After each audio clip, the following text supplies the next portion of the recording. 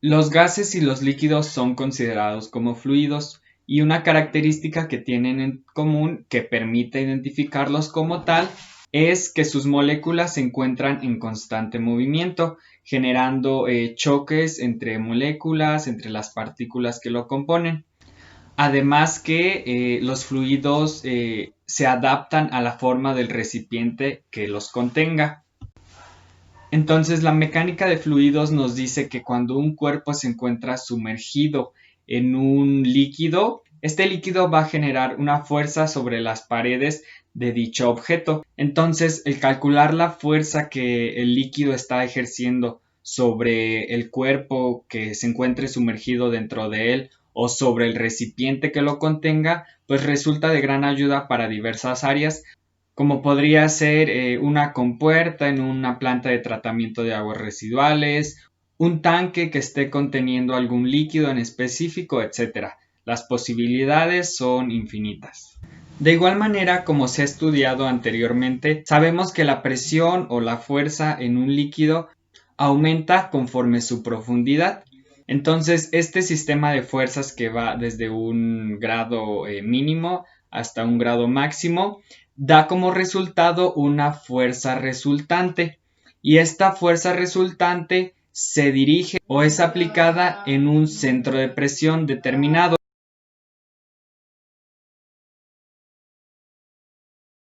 Para entender un poco más esto, pasemos al siguiente ejemplo. Entonces, supongamos que tenemos estos dos contenedores, ambos tienen la misma capacidad para almacenar un líquido, pero su composición es distinta. Del lado derecho tenemos un contenedor de plástico o sí, un contenedor de plástico y del lado izquierdo un contenedor de cartón. Y a continuación se procederá a llenar estos contenedores con un líquido para ver cómo es que actúan estas fuerzas resultantes sobre las paredes de estos contenedores. Como podemos observar, estos contenedores se llenaron con la misma cantidad de fluido y debido a la composición del contenedor, la fuerza ejercida por la presión del fluido generó que el contenedor de plástico se deformara y que el contenedor de cartón mantuviera su forma. Respecto a la fuerza resultante, esta se podría calcular en cualquier pared del contenedor y el centro de presión estaría dado aproximadamente en este punto negro que podemos observar y de igual manera aquí. Entonces, como pudimos observar en el ejemplo anterior, el calcular las fuerzas que ejerce un fluido sobre una superficie sumergida, pues resulta de gran importancia para el diseño justamente de estos sistemas hidráulicos que los contengan. Como vimos, el cartón resultó ser mejor para contener este líquido que obviamente el plástico. La fuerza resultante provocó que el plástico, que las paredes del plástico se deformaran a comparación con el cartón.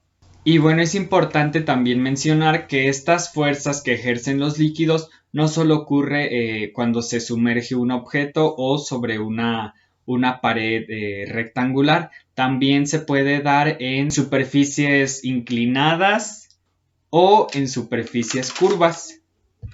A continuación pasaremos a explicar un ejercicio en el cual se explicarán más a detalle los conceptos antes repasados. Ok, entonces nuestro ejercicio nos dice que tenemos un tanque el cual tiene una pendiente que correspondería a este y nos pide calcular la fuerza resultante sobre este tanque si contiene 15.5 pies de glicerina. Además nos pide que encontremos la ubicación del centro de presión y que lo indiquemos en un diagrama con la fuerza resultante. Entonces, como podemos ver, el tanque está lleno de glicerina, tiene una altura de 15.5 pies y su base corresponde a 9.7 pies. Este lado tiene un ángulo de inclinación de 60 grados. Entonces, en base a las fórmulas presentadas en el libro de Mott, es como se va a solucionar este problema.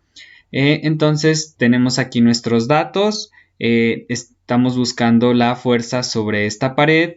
La altura de la pared son 15.5 pies, la base serían 9.7 pies y también es necesario conocer el peso específico de la glicerina, el cual se consulta en base a tablas y corresponde a 9101.97 libras sobre pie cúbico. Es importante que todas nuestras unidades se encuentren en el mismo sistema para que no tengamos equivocaciones. Y las fórmulas que vamos a ocupar corresponderían a estas. Fuerza resultante es igual al peso específico por la altura sobre 2 por el área de nuestra figura. El área estaremos manejando como si fuera un área rectangular y para calcular dicha área se utiliza base por altura. L corresponde a la distancia del nivel de la superficie al fondo medida a lo largo de la pared y se puede determinar al dividir la altura de nuestro contenedor sobre el seno del ángulo, que serían 60 grados. También ocupamos H3, que es la altura dividida sobre 3, y LP, que es la distancia desde la superficie hasta el centro de presión. Y esta se obtiene restando L menos L sobre 3. Ok, entonces primero tenemos que determinar L y como mencionamos esta es su fórmula, sustituimos, tenemos 15.5 pies de altura y lo vamos a dividir sobre el seno de 60 grados, que serían estos 60 grados. Y nos da como resultado 17.89 pie. Y aquí como podemos observar, en nuestro diagrama ya lo marcamos, L correspondería de este punto a este punto. Es importante mencionar que termina hasta el tope o hasta el nivel de la glicerina, más no el nivel del contenedor. También calculamos el área, base por altura, multiplicamos 9.7 pies por la altura, que sería esta, la altura de esta pared inclinada, que sería 17.89 y obtenemos 173.53 pies.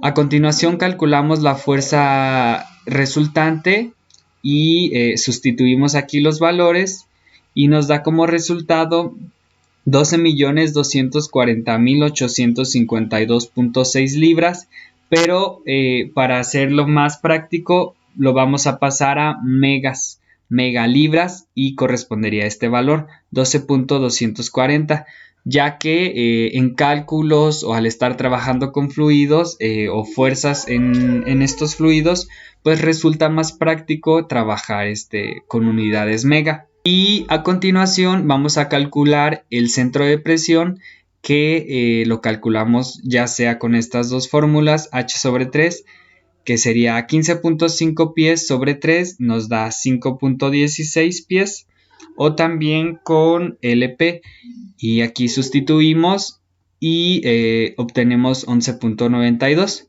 En base a estos cálculos pudimos obtener la longitud de la pared inclinada desde el fondo hasta la línea o hasta el nivel superior de la glicerina.